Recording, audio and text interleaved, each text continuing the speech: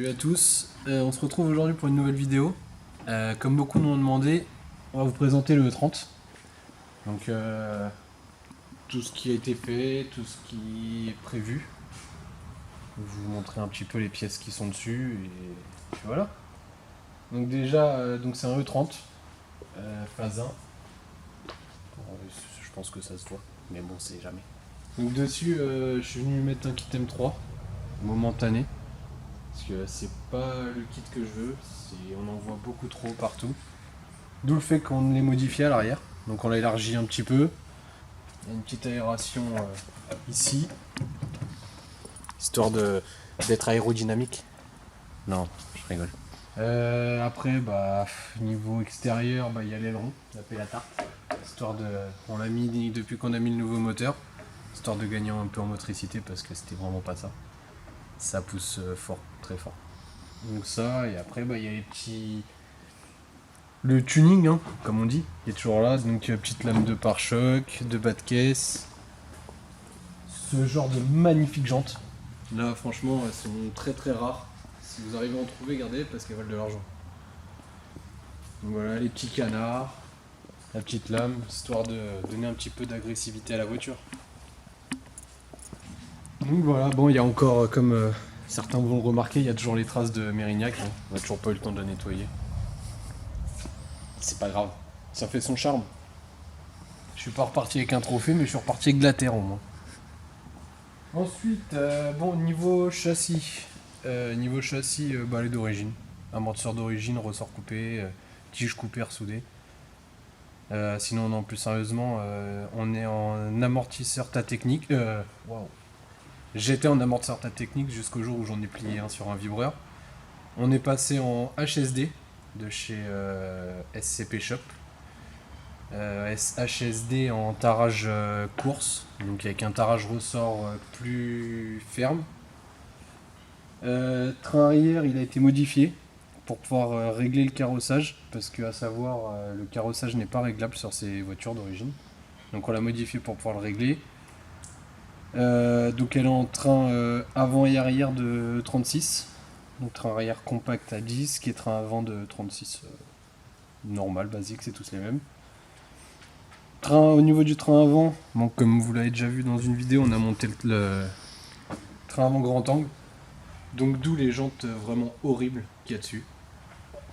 On en profite en même temps pour changer les jantes. Parce que je vais pas vous le cacher, les AC Schneider, je peux plus les voir en photo. J'en ai marre. Donc on va passer en Japan Racing. On vous laissera découvrir le modèle. Si vous avez une petite idée de ce qui irait bien, dites-nous. Elles seront blanches, ça c'est une certitude. Ça se salit mieux, c'est plus sympa. Après niveau châssis, elle a au niveau du train avant, il y a les oreilles de triangle qui sont réglables, en treehouse. Et c'est à peu près tout. On a percé le réservoir, histoire de l'alléger. Donc une scie cloche et on a fait des trous, un peu comme sur le pare-choc avant en fait. Et en fait il y a certaines choses qu'il faut pas trop me laisser dans la main. C'est genre pince coupante et disqueuse, faut pas me les laisser parce que... Et des fois les perceuses. Je coupe tout, je perce tout. Mais c'est génial. Bon ensuite on va passer à l'intérieur. Donc au niveau de l'intérieur, on est en baquet à oreille qui va passer de l'autre côté. On en remet un homologué FIA pour cette année. Enfin pour cette année et les années à venir. On est en bac à batterie FIA. Le frein à main. Donc histoire de bien venir bloquer. Le shifter, pareil SCP Shop. Excellent shifter, il est génial. En fait vous voyez, il revient automatiquement au centre.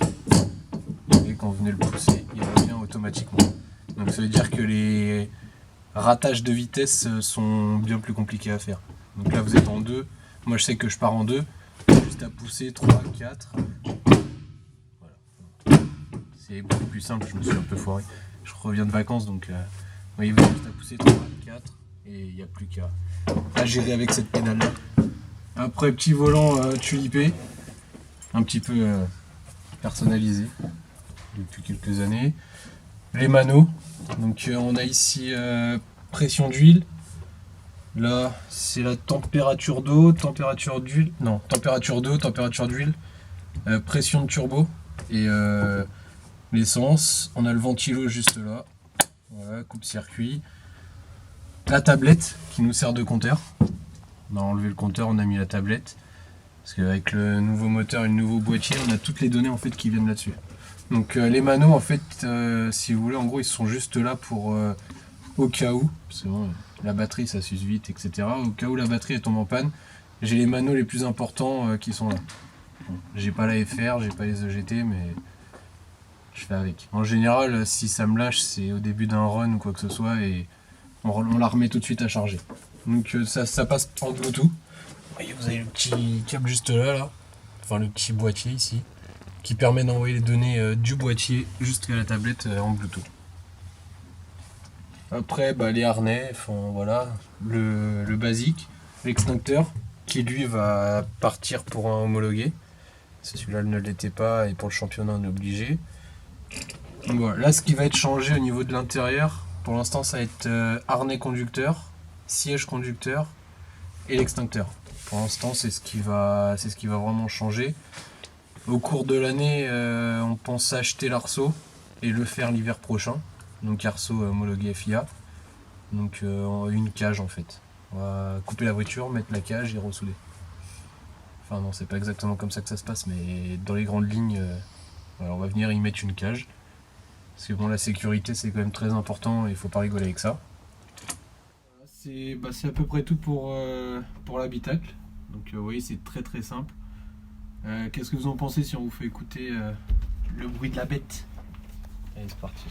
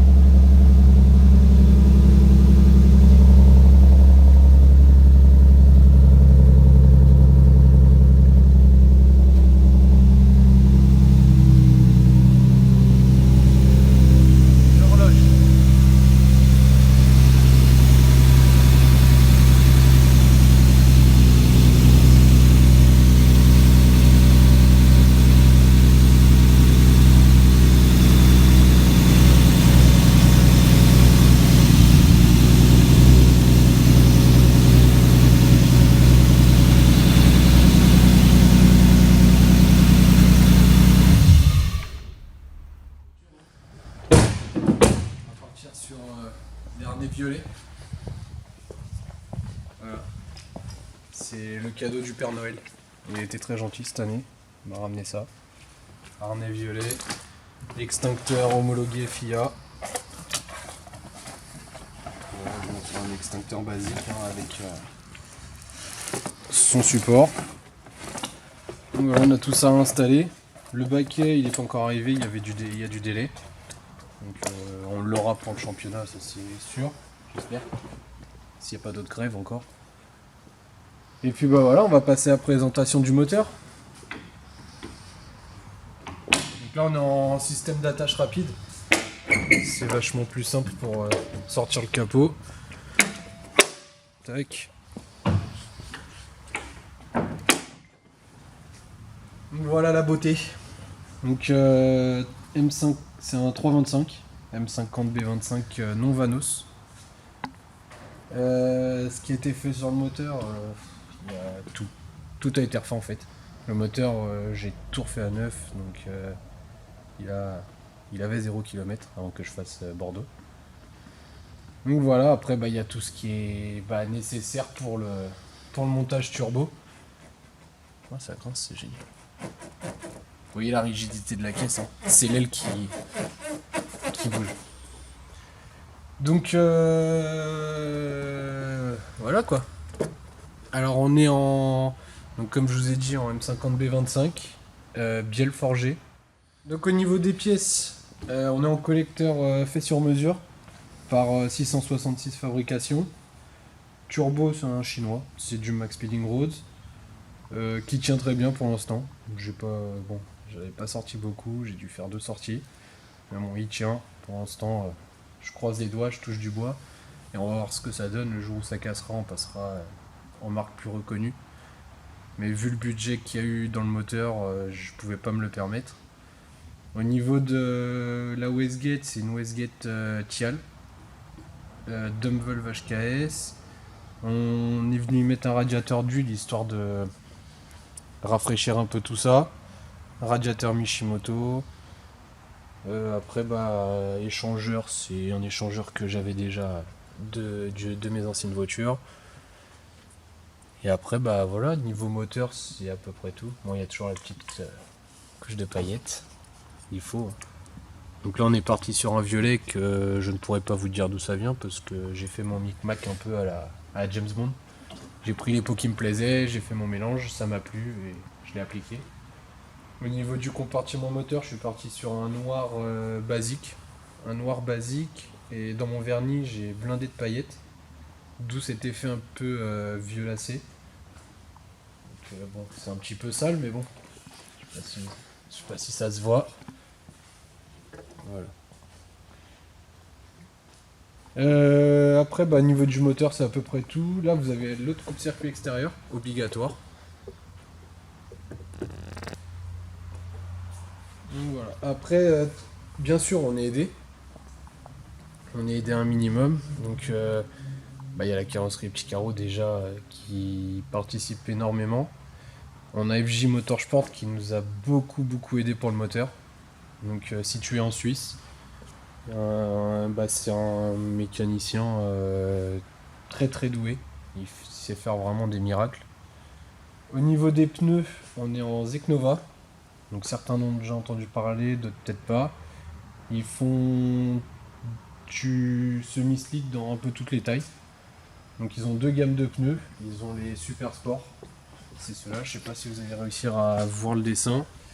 Et ils ont les RS 606 qui ont un bien meilleur grip. C'est ce que j'utilise pour l'avant. Au niveau de la beauté du véhicule, bon, je vous rassure, il n'est pas encore passé. On a French Custom Detailing qui... C'est simple, en fait, il me laisse jamais sortir la voiture. Déjà, il me laisse pas toucher la voiture. Il refuse que je la lave. Je sais pas pourquoi. Il m'a dit, il refuse que je sorte avec une voiture sale, etc. Pareil, c'est Monsieur Miracle au niveau de la carrosserie. Enfin, vous avez une peinture ternie, vous voulez la protéger, traitement céramique, etc. C'est lui qu'il faut aller voir. Il est dans le 77, passionné. C'est un vrai passionné, c'est pas les passionnés qu'on voit un petit peu partout.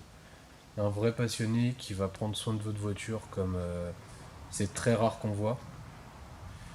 Donc voilà. Après, il y a SCP Shop, que je vous en ai déjà parlé au niveau du train avant. Donc j'ai pris aussi beaucoup de pièces. Donc tout ce qui est shifter, le shifter ça vient de chez lui, le train avant. Si tu me regardes, t'inquiète pas, la barre anti-rapprochement, je vais la dégager. Parce que je me suis déjà fait engueuler à cause de ça. Il accepte pas ma barre anti-rapprochement. C'est des choses qui arrivent. Donc on va lui commander ça, je pense, au début de l'année. Et après, il y a plein de petites babioles à gauche, à droite qui viennent de chez lui. Les oreilles de triangle, ça vient de chez lui. Je saurais même pas. Les amortisseurs viennent de chez lui. C'est pareil, il est de très bons conseils. C'est pas, vous allez sur le site, vous commandez, vous savez pas ce que vous commandez. Si vous avez besoin de n'importe quel renseignement, vous lui demandez, il vous répondra. Il vous conseillera, il vous dira peut-être de mettre telle pièce au lieu de telle pièce. Et ça, c'est vraiment cool. C'est vraiment cool. Et après, il y a RR Technique aussi, Ridja, qui s'occupe de la gestion moteur. Donc c'est un des magiciens qui a fait en sorte que le moteur nous sorte cette puissance-là. Donc pour info, le moteur, il sort une moyenne de 530 chevaux à 0,7 bar. Donc on reste fiable et il marche. Il marche très fort. Donc voilà, au niveau de... Les fois où j'ai roulé avec, j'ai jamais eu un seul souci. Pas la moindre galère, rien du tout. Donc ça c'est déjà un super bon point. Après niveau caisse, je pense que j'ai fait le tour. Après voilà, les jantes arrière, c'est du momentané. J'avais ça qui traînait, j'ai pris ça, mais je pense qu'on va partir sur des jantes vraiment pour le drift. Seulement des BBS RK, ça m'embêterait d'aller les plier sur un vibreur. Parce que ça arrive, hein. C'est pas parce qu'on est sur circuit qu'on casse pas de train roulant, etc. Des fois les vibreurs ils sont hauts, ils sont cassants à l'entrée du vibreur, etc. Et si on tape ça peut faire très mal. Comme la sortie qu'on avait fait avec Zeknova, les Zeknova Day à Mirecourt, c'est là que j'ai plié un amortisseur. Je suis rentré un peu trop fort, j'ai tapé la roue avant là, avant droite, et j'ai cassé une jante et j'ai plié l'amortisseur. D'où le fait qu'on a profité pour passer en kit grand angle. Donc voilà, après les projets à venir, comme vous le savez, comme je vous l'ai dit, c'est l'arceau. L'arceau c'est la priorité. Un autre kit, parce que comme je vous ai déjà dit aussi, le M3 je peux plus le voir. Que ça soit le M3 ou le Pandem, c'est très joli, mais c'est trop vu et revu. Donc pour que ça fasse bien, il faudrait faire un truc travaillé comme le E36 là, avec une belle couleur, etc. Sauf que pour aller faire du drift, c'est pas l'idéal. Voilà, après c'est chacun ses goûts. Donc je vais partir sur un kit qu'on ne voit quasiment nulle part. Même moi je connais pas le nom du kit. Donc je vais le faire refaire sur mesure. Et puis on va voir ce que ça donne, mais bon je pense pas que ça sera pour cette année. Je pense qu'on verra ça plutôt à l'hiver prochain. Donc on va dépouiller la caisse en fait, hein. Ressortir le moteur, tout tomber, mettre l'arceau, s'occuper du kit et ça devrait être pas mal je pense. On va peut-être mettre un toit ouvrant. Parce que des fois il fait chaud sur les startlines, quand il fait chaud, ça fait mal. C'est bon, nous on est dans la voiture avec le moteur tournant, la combi elle tient très très chaud, le casque, donc ça fait mal. Ouais, un petit toit ouvrant, on va couper là. On va faire un toit panoramique. On va faire. Alors, ça va être mignon. Donc voilà. Après, qu'est-ce que je pourrais vous dire d'autre? Au niveau du budget, c'est un petit budget. Ça commence à être un budget assez conséquent. Je pense qu'une drifteuse peut se faire à moindre coût. Mais il faut rester dans du plaisir. Si ça commence à être autre que du plaisir, si ça commence à rentrer dans de la compétition, etc., ça commence à vite coûter cher. Une voiture lambda, on va dire, pour l'instant, ce qui se trouve le plus en voiture pas chère, ça va être E36, E46, un petit E36 berline ou quelque chose comme ça. Ça vaut rien. On met un 325 ou un 328 dedans, ce qu'on est en train de faire à Vasseur. Voilà, donc il y a le moteur à mettre, frein à main, volant et un baquet, et c'est bon, c'est parti, roule. Quand on commence à vouloir aller toucher à la compétition, il faut des chevaux, parce que maintenant ça commence à être compliqué sans chevaux. On commence à avoir des chevaux, les chevaux il faut les passer au sol, donc pour ça il faut des bons trains, parce que des trains qui sont pas stables ou quoi que ce soit, on n'arrivera pas forcément à bien contrôler la voiture. Il faut des pneus, parce que bon c'est bien beau d'avoir 500 chevaux, mais si on laisse tout au sol c'est pas la peine. C'est bon. Le drift, faut savoir quand même que c'est de la glisse, mais on cherche la motricité. Parce que si c'est pour faire 1, 2, 3, 4, 5 et rester sur place, c'est pas la peine. Ça, voilà, ça sert à rien. Nous, ce qu'on recherche, c'est la motricité. Donc, on veut être en travers et aller vite. D'où mon choix de Zeknova. Zeknova, il y a beaucoup de personnes qui s'en servent, hein, que vous devez connaître. Il y a Antoine Amar, Jérémy Mérires, Chouf. Donc, il y a beaucoup de monde qui y sont. On en est tous assez contents. Franchement, la première fois que je les ai essayés, c'était juste dingue. Le 30, quand j'avais mon ancien moteur, sous la pluie, c'était un carnage. C'était horrible. Motricité, c'était zéro. Je venais poser ma 5 tranquillement. Je l'emmenais au rupteur comme je voulais, etc. Là, j'ai mis le turbo, j'ai mis les Eknova. Même sur le mouillé, on sent que ça tracte. Tu sens que tu commences à prendre de la vitesse, etc. Et là, ça devient intéressant. Sur le sec, j'en parle même pas. En fait, il y a le stade où on viole la voiture, faut passer au-dessus en fait. Un ou deux crans au moins. Faut y aller très très fort. Donc ça c'est intéressant.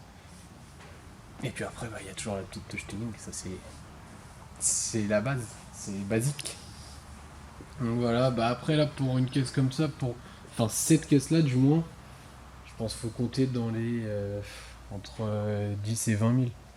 Je pense. J'ai déjà pour le moteur, J'en ai eu pour environ 8000 déjà, en pièces, parce que tout ce qui est main d'œuvre, je la fais moi-même, je l'ai fait moi et avec l'aide de FJ Motorsport. Donc la main d'œuvre, je la compte pas.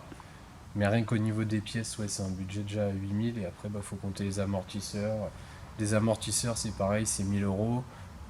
Enfin, toutes les petites babioles à gauche à droite, c'est en fait c'est des petites pièces mais qui font que ça revient vite cher. Un baquet homologué, c'est tout de suite 400 euros. Des harnais homologués, c'est 100 euros.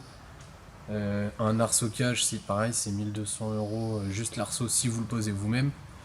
En sachant qu'il n'y a pas beaucoup de personnes qui sont capables de les poser soi-même. Il vaut mieux aller voir un professionnel. Ça chiffre vachement plus. Donc c'est pour ça, ouais. Des fois faut réfléchir et voir ce qu'on veut vraiment faire. Mais après, si on reste dans du loisir, il y a largement de quoi faire pour 3-4 000 euros maximum. Il y a de quoi avoir un petit jouet sympa. Donc voilà. Bon bah si vous avez d'autres questions ou quoi que ce soit, n'hésitez pas. On vous mettra les liens de tous nos sponsors si jamais vous êtes intéressé ou qu'il y a des pièces qui vous intéressent ou que vous avez besoin de conseils. N'hésitez pas à leur envoyer des messages. Ils seront ouverts à toute discussion. Voilà. Bah écoutez, on se revoit très rapidement pour d'autres vidéos. On s'excuse déjà d'avance de ne pas vous sortir énormément de vidéos. On aurait bien aimé vous en sortir une par semaine, mais c'est compliqué parce que c'est notre métier. On peut pas bosser que sur les voitures qui nous intéressent. Donc on essaye de vous montrer les plus beaux projets, sauf que les plus beaux projets en général, ça prend du temps. On peut pas les faire comme ça d'un coup. Comme par exemple la Skyline, on l'a commencé, sauf que on attend encore des pièces. Il y a d'autres chantiers à côté, tout ce qui est petites vidanges, des plaquettes, etc. C'est des trucs qu'on fait à part. Donc ça retarde les chantiers. Donc voilà, on s'excuse déjà d'avance de ne pas vous sortir des vidéos assez souvent. Mais quand on les sort, on essaye d'avoir un bon contenu et quelque chose qui vous plaise. Si jamais il y a des trucs qui vous plaisent pas ou que vous voudriez qu'on change, n'hésitez pas à nous le dire. Et puis abonnez-vous, aimez la page, partagez la page en masse. J'espère qu'on se croisera sûrement un jour sur circuit ou autre. N'hésitez pas à venir nous voir. On n'est pas méchants, on va pas vous manger. Sauf si vous venez au moment de l'apéro, ça risque d'être compliqué, mais sinon il n'y a pas de souci. Venez si vous voulez discuter pour n'importe quoi, pour un devis, pour tout ce que vous voulez. N'hésitez pas à venir nous voir. Voilà, ça nous ferait très plaisir. Et puis j'espère que ça vous ferait plaisir aussi à vous. Donc voilà. Allez, au revoir à tous.